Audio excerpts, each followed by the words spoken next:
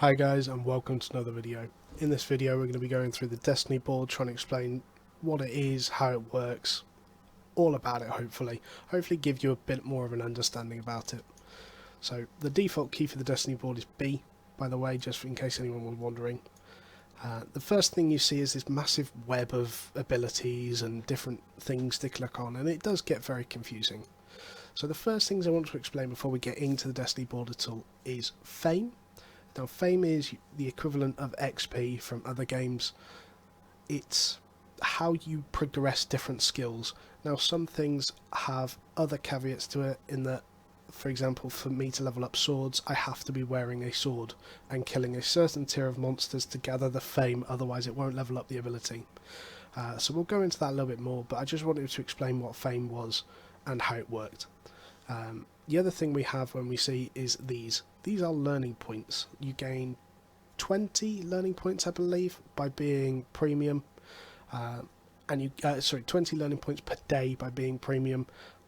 I've made the mistake already, and I'm going to make sure I don't make the same mistake when it comes to the actual release. I would never spend learning points on anything combat related. All of my learning points would be going towards buildings, crafting and gathering. I'm not interested in anything else with learning points. It's so easy to get fame and XP through combat, and it's a lot harder to get it through anything else. So the first thing I want to go through is this. This is the first thing, the main thing you'll see. These are your adventurers. Each adventurer tier will allow you to use that tier of that tier of mount, the bag and cape, the demolition hammer, which allows you to break buildings and furniture, and I think that's about it. Yeah, you get the avatar as well. So you gain the fame for this by doing absolutely everything. You never have to worry about these. You don't need to spend learning points on them. You can't spend learning points on them. It will happen. There is nothing you can do about it. It just is a progression for your character. You'll get the fame for that by doing everything. So the first thing we go through mainly is the combat. So the combats, you gain trainee fighter in the tutorial zone, and that basically springs off everything for you for the combat area. What I want to go through to start with is the Reavers. These are the Reaver skills. These give you a bonus damage and defense against a certain tier of mob, each one giving a bonus damage and defense for the next tier. So tier 4, tier 5 and tier 6, which is where I'm at now, and it allows you to go into the expeditions for that tier. So my recommendation is that you never go to a tier above what Reaver you are. So I'm T6 Reaver and I haven't unlocked the tier 7 one. I'm not going to go and farm the tier 7 mobs. One, they're going to hurt like hell because they're going to be hitting me for a lot of damage. I'm not going to have that 75% defense, and I'm not going to have the damage to kill them quick enough for it to be efficient. It would be a lot more efficient for me to farm the tier 6 mobs. So that's one thing. Just by fighting mobs, you will get the fame to level this up. Literally, the requirements is kill any creatures, it doesn't matter the tier, and you will get the fame for it.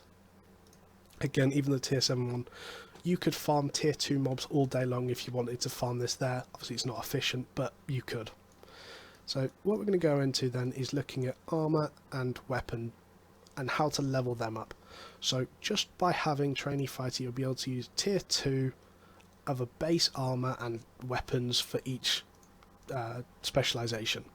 So we'll go into the staff first. So for me to get to this point, I have to kill tier 2 plus mobs wearing a novice fire staff, which is the tier 2 staff, and get 800 fame. So it puts a couple of different requirements there. I have to be killing tier 2 mobs, I have to be wearing the fire staff, and I have to get 800 fame for me to level this ability up to the next level. Leveling this ability up then allows me to wear 3 different staff and a book, or a tome, sorry, which allows me to get to this. Now, it's only allowed me to use 4, and there are 6 different strands, so we'll go into that in a second because it's something that threw me for a little while as well. But what you do then is you use the either novice or journeyman's weapon, and you can start leveling up to the tier 4, which is these ones. So if it's a big thing I want to stress in this is if you click on the skill that you're hoping to get to, so if this was Pyromancer, if this was one I was looking at trying to get, it shows me the requirements I need. So it's very self-explanatory once you start not worrying and just getting into it. It tells you that it needs you to be wearing a Novice Fire Staff or better, so that's tier 2, so anything higher than tier 2 in terms of a Fire Staff will get you the fame for this. Obviously you will only be able to wear tier 2, tier 3 at this point, and you have to kill tier 3 plus mobs for you to get the fame, and you need that much fame. The second tier here is where the learning points comes into it. Now you can either farm 17,609 fame, which is a lot of fame, especially at that sort of level, or spend 7 learning points. Now, I don't ever think that the learning points is worth it, in fairness. It's just, they're so easy to get fame in combat that I would never worry about it. This is not something I've wanted to level, but if it was, it wouldn't take me long to get 24,000 fame. So it's just not worth the 7 learning points when they could be spent on other things. And again, this is the one I'm on now, so this is Curse Staffs. Because I've got quite far into Curse Staffs, it now requires that I'm wearing an Adept's Curse Staff, which is the tier 4. And it's requiring me to get 14,000 nearly fame, and then 32,500 fame to get to the next tier of mastery. I've not been doing this very long, and I'm spending no learning points on it, and I'm already mastery tier 22. Now in terms of the mastery system, this is basically how skills work after tier 4. Instead of you keep going to skill after skill after skill, you use this skill and you just level it up all the way. You start at tier 4, which is Adepts, and you work all the way down to Overlords, which is tier 8. And it unlocks different skills along the way for getting mastery tiers. So I can now use Energetic because I'm mastery tier 20. However, I can't use Desecrate because I'm not mastery tier 40 yet. It's very simple. So getting this tier here isn't difficult at all. It tells you what it needs, and you basically just use that armor type and level it up, and it allows you, mastery level 1 allows you to use the tier 4. After that it just keeps going down, and you'll unlock different skills and different tiers as you go. Armor's exactly the same, so we'll go through and have a look at the armor quickly. I can use the Journeyman Scholar's Robes by unlocking this. I've needed to use the Novice Robe to get here. So armour. To get to the Journeyman you always have to use Robes. To get to the tier after it, where it sort of goes into specific types, you actually need to use that specific type. So I had to use a Novice Scholar Cowl to get to this tier. Sorry if you can hear bikes outside. I've had to open my window just to try and cool my PC off a little bit.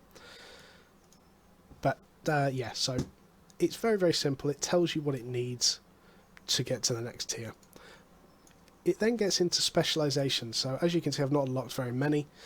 The Specializations then, as you use a certain weapon type, it will increase in power just by using it, up to 100 times.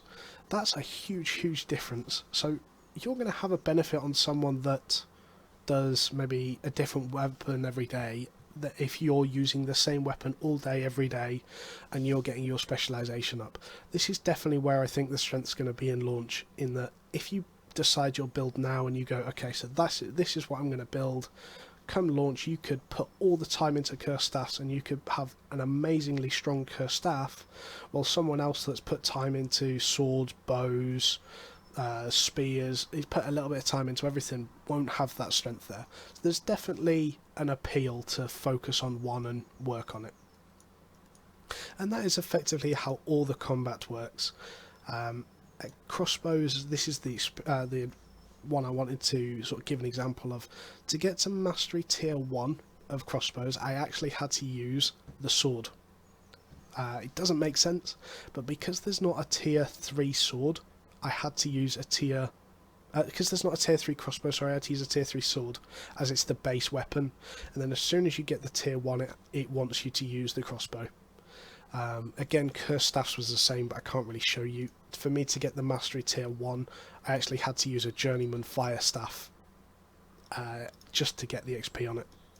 So we've gone through the combat. I'm going to go down here. This is farming. Now, I truthfully have not done much farming, but from my understanding of it, again, it tells you exactly what it wants. So if I wanted to get to this and become an animal breeder, I can raise baby chickens and get that amount of fame. It's very, very simple, really, guys. So for me to get this arcane seed, I would have to go and get 203 fame by harvesting arcane seed. It's really not difficult. Again, we're going to go through this blue line here, which is gathering. Shows all your different gathering. The thing I like about the gathering tools, the first one allows you to use everything at tier 2. After that, you basically go down a specific gathering tree. So for me, for my guild, I've been asked to get skins and wood. I'm just farming down these 2 trees. I'm not even bothering with the other ones. So when I'm out and about, I'm only picking up skins and I'm only a lumberjack. I'm not mining, I'm not gathering cotton, and I'm not gathering stone. And this is how I think the live situation is going to be on release, in that guilds are going to ask people to specialise in certain areas, because just as an example, for me to get to the next tier, I've got to get 42,000 fame gathering birch logs, which is an absolute ridiculous amount. And then if I didn't want to spend any learning points on this, I would have to gather 97,999 fame.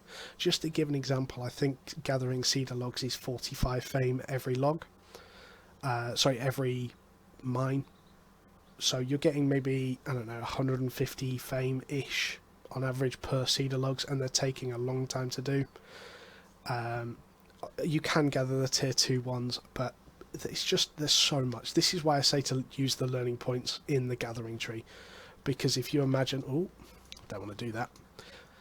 If you imagine down here, when you're starting to look, that's 267 learning points, or 359 fame. Just a comment I've just thought about.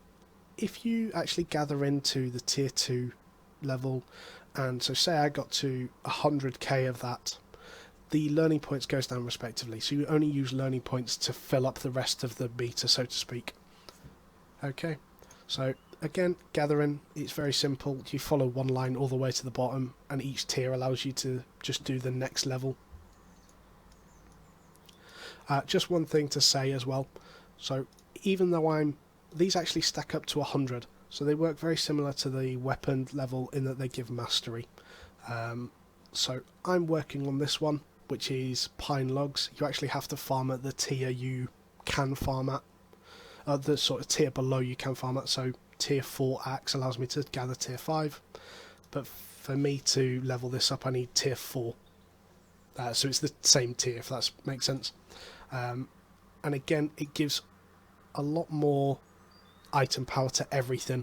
Allows you to gather gathering kit, of which I'm going to do a video on later on, just to show what gathering kit is, how to get it, what it does for you. It also increases your yield and your speed at which you can gather things, so you will passively get this. You don't need to worry about it at all. It's not something worth spending learning points on. It's a natural thing that you will get better at crafting something or gathering something as time goes on. So we're going to move over to the last tier here, which is crafting. So you've got refining, which is this over here. You've got toolmaker, which is this, which is capes and bags and things. And then you've got your 3 main tiers of combat. Staff, because it's the mage hut, it is literally everything a mage hut can craft, which is all of the cloth armour, all of the weapons, obviously bows is all of the leather gear, all of the bow, the hunter weapons, so spears, etc., and warriors the same. So again, how this works is you craft the item to start. So for me, I had to craft novice mage's gear to get to this tier. I could then craft the tier 3 sets, which allows me to get to the next set. If we click on this one, I can craft Journeyman's holy staff to get to this. Again, learning points aren't something that aren't particularly badly spent on this. I've spent a couple on cursed staffs just to get me up there a little bit. And again, same thing as weapons, same thing as the gathering trees. You get a mastery points, and that's how you get to the next levels. You also get specialization points for crafting specific weapons. So I am level 1 crafting specialist for cursed staffs.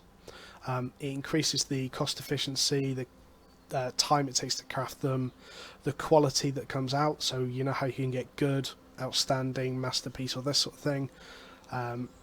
It, it does it for everything, all curse staffs, as well as specifically towards the curse staff you're crafting.